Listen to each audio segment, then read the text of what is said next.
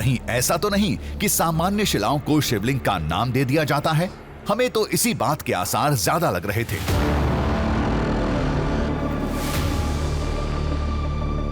ये पूरा पहाड़ का जो ये हिस्सा है, इस हिस्से में कई ऐसी जगह हैं जहां पर शिवलिंग अपने आप दिखने लगते हैं। आना, तेजी से आओ।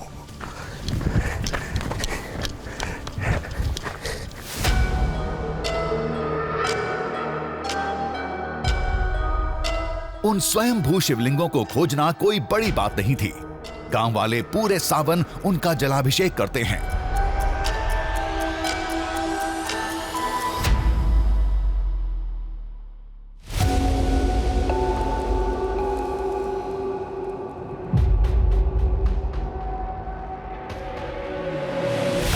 जंगल में पत्थरों का एक घेरा दिखा। नजदीक जाकर देखा तो अंदर एक नन्हा शिवलिंग था।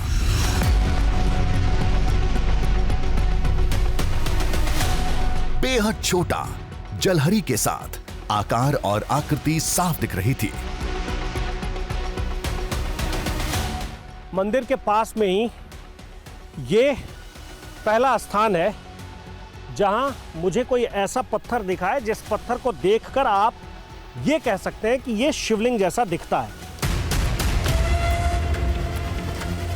शायद इसीलिए किसी ने इसे आइडेंटिफाई भी किया है और चारों तरफ से पत्थर लगा दिए हैं। ऐसा माना जाता है कि सावन के महीने में ही ये शिवलिंग दिखते हैं यहाँ, और जैसे ही सावन का महीना बीत जाएगा वैसे ही ये शिवलिंग दिखने बंद हो जाएंगे। मंदिर के करीब पहाड़ियों में शिवलिंगों का जखीरा था। एक नहीं, दो नहीं, तीन नहीं, पूरे पहाड़ पर कुदरती शिवलिंगों की भरमार थी।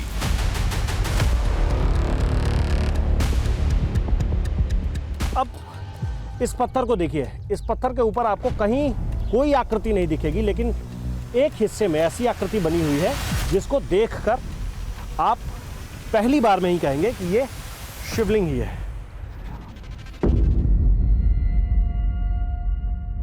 अब यहाँ बिल्कुल इसके आसपास में कहीं कुछ नहीं है, लेकिन जब यहाँ से कुछ दूर पर और जाकर देखेंगे तो वहाँ भी किसी ऐसे पत्थर पर ही या फिर कहीं अचानक बीच में आपको लगेगा कि एक आकृति दिख रही है जो शिवलिंग की तरह दिखता है।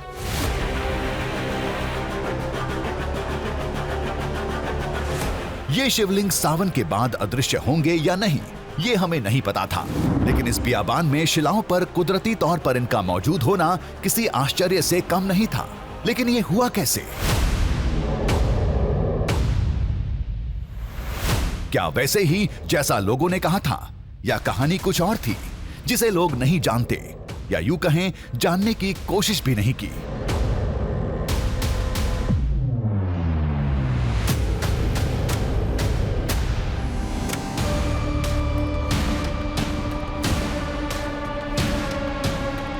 कुदरती शिवलिंगों के बीच हमें जानवर के निशान दिखे। आकार से किसी तेंदुए का लग रहा था। ये क्या है? ये देखो, ये तो पग मार्क्स है, एक दो, यहां भी ये तो तेंदुए का पग मार्क है। यहां यहां यहां और यहां इस स्थान पर, इस जगह पर बहुत मुश्किल से किसी भी जानवर का पग मार्क मिल सकता है। मैं आपको ऐसा इसलिए कह रहा हूं क्योंकि आसपास में पत्थर ज़्यादा हैं, मिट्टी बहुत कम जगह दिखती है और झाड़ियां हैं। तो झाड़ियों में और पत्थर के ऊपर पग मार्क मिलना मुश्किल होता है, बहुत मुश्किल होता है। लेकिन अब इसे संयोग कहिए या फिर कुछ और, लेकिन तेंदुए का पगमार्क एक और दो पगमार्क दिख रहे हैं। निशान ताजे थे, यानी कुछ देर पहले यहां खूंखार तेंदुए थे। लेकिन क्यों? भरी दोपहर के वक्त इतनी गर्मी में तेंदुए यहां क्यों आए थे? यह तो शिकार का भी समय नहीं था।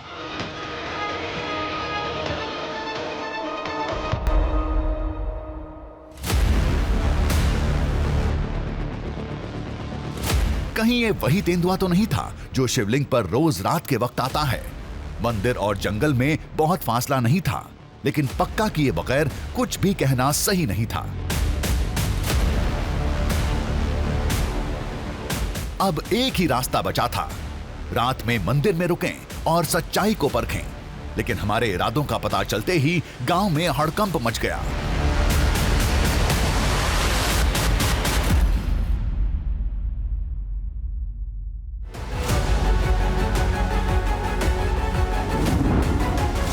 ग्रामीणों ने रात में रुकने की इजाजत देने से साफ इनकार कर दिया। इसके लिए आस्था और मान्यताओं का हवाला दिया गया। क्या कह रहे हैं, रात में एक बार तो रुक सकते ना? नहीं रुक सकते, नहीं रुक सकते। नहीं श्रीमान जी, मैं लगातार 5 साल से यहाँ पर आ रहा हूँ, हर सोमवार को आता हूँ। शाम तक हम अपनी सारी पूजा अर्चना करके वापस चले जाएं, तो रात को कभी हम यहाँ पे नहीं रुके। आपसे ये निवेदन है, आप कृपया रात में यहाँ पे नहीं रुकेंगे। हम यहाँ पे एक मिनट, मेरी बात तो सुनिए, मेरी बात सुनिए। हाँ जी बताइए। आज बस रात में हम कुछ देर के लिए रुकना चाहते हैं। नहीं बिल्कुल। बड़े भैया, मैं आपका सम्मान करता हूँ। हमारे बड़े बुजुर्ग बैठे हैं, हमारे अंकल जी हैं। जब आपसे इतनी मना कर रहे हैं तो आप क्यों जिद कर रहे हैं? जब ये दादा की उम्र 80 साल हो गई है, जब तक ये आज तक यहाँ नहीं रुके हैं। मैं हूँ आज तक नहीं रुके, आज तक नहीं रुके ना। आज तक ये यहाँ इतनी दूर से आते हैं, 5 साल हो गए यहाँ, रात को भी आते हैं, फिर भी दर्शन करके लौट जाते हैं, नहीं रुकते हैं यहाँ। लेकिन इतनी बहस का एक फायदा मिला, मंदिर में गोप्रो कैमरा लगाने की इजाजत मिल गई। हम नहीं रुकते हैं, खुद हम नहीं रुकते हैं, लेकिन मैं ये कोशिश करता हूँ कि मैं कैमरा लगा देता हूँ। ठीक है भाई, देख लो आपकी इच्छा है, बाकी हमने तो आपको बता कैमरे में आपको कुछ मिलने वाला नहीं है, आप लगा लो। मिलने वाला नहीं है कुछ। कैमरा नहीं मिला, नहीं मिलने वाला है। अदृश्य शक्ति आती है यहाँ, काम करती हैं यहाँ पर। अच्छा, कैमरा में कुछ नहीं मिलेगा, कुछ नहीं मिलने वाला। हम तो रहे हैं।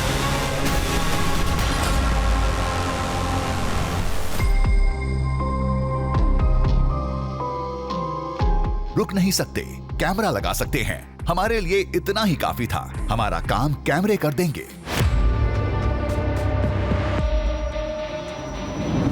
पहला कैमरा हमने शिवलिंग के पास लगाया। दावे के मुताबिक सबसे अहम हलचल यही होती है।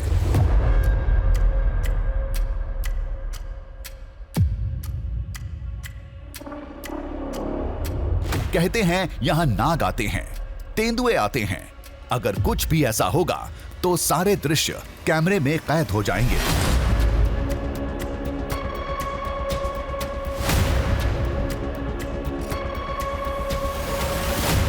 दूसरे कैमरे के लिए हमने मंदिर की छत को चुना।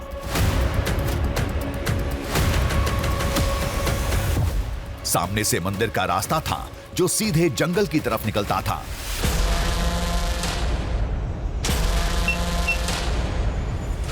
जानवर तो कहीं से भी आ सकते थे, लेकिन आबादी के पास रहने वाले जानवर अक्सर इंसानों वाला रास्ता अपनाते हैं।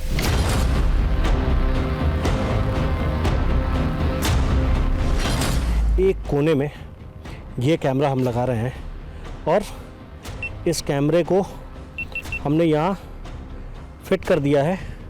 और यहाँ से अब जंगल की तरफ, अगर कोई जंगल की तरफ से कोई जानवर आता है या फिर इस तरफ से कोई जंगल की ओर जाता है, वो सब कुछ इस कैमरे में कैद हो जाएगा। दोनों कैमरे को काम पर लगाकर हम मंदिर से चले गए।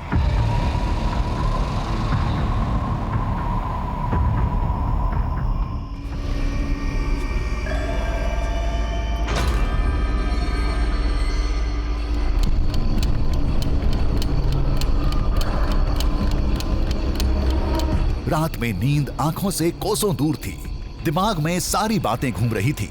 क्या वाकई उस धाम में इस वक्त जंगली जानवरों का जमघट लगा होगा? यहाँ पे रात को सांप, जंगली जानवर वगैरह आते हैं और भोलेनाथ की पूजा करते हैं।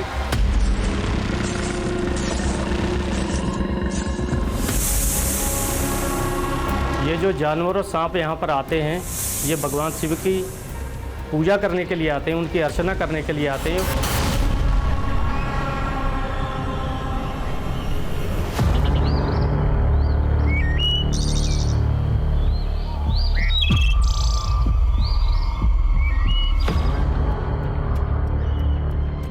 सुबह होते ही हम सबसे पहले गर्भगृह पहुंचे।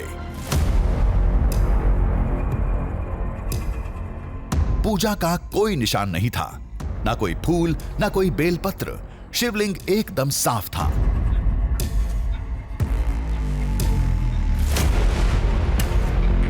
ऐसा कुछ भी नहीं लग रहा है कि बदला हुआ दिख रहा हो। सब कुछ वैसा ही है। गर्भगृह में जो चीज़ें जहाँ थी वो वहीं है। गोप्रो कैमरा हमने जहाँ लगाया था वो वहीं है। शिवलिंग को जिस स्थिति में आखिरी बार हमने देखा था वो भी बिल्कुल वैसे ही है, कुछ भी नहीं बदला है। कुछ भी बदला हुआ तो नहीं दिख रहा है।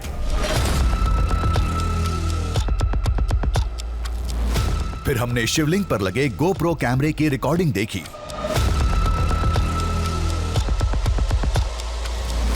इसमें भी कुछ नहीं दिखा, ना कोई नाग, ना कोई तेंदुआ। पूरी रात शिवलिंग के पास कोई हलचल नहीं हुई।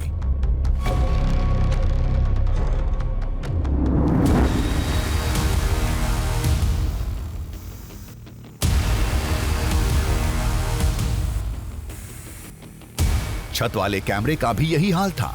मंदिर के अंदर तो दूर, आसपास एक भी जानवर नहीं फटका था।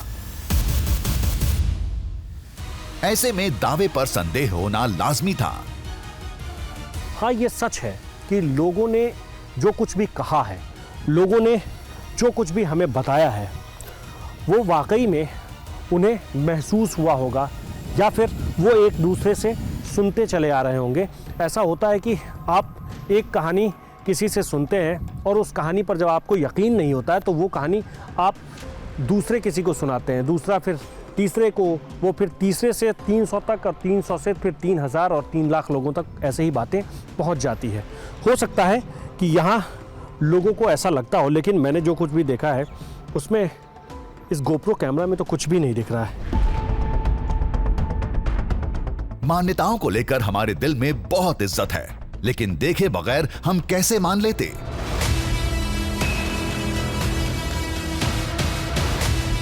उलझनों में घिरे हम मंदिर के करीब जंगल से गुजर रहे थे। तभी सामने एक नाग दिखा।